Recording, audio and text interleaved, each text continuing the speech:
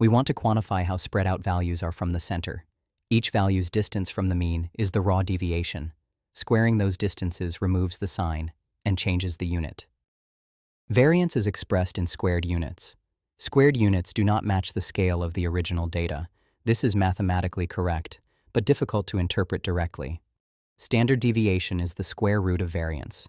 The square root restores the original unit of measurement. No new information is added, only the unit changes. Standard deviation places dispersion on the same scale as the data. A small standard deviation means values cluster near the mean. A large one means values range much farther from the center. Standard deviation does not describe the shape of the distribution. Two distributions can share the same standard deviation and look entirely different. It does not capture asymmetry or tail behavior. Standard deviation translates variance into readable units, but it is a change of scale, not a theory of risk. Describing uncertainty fully requires going beyond the second moment.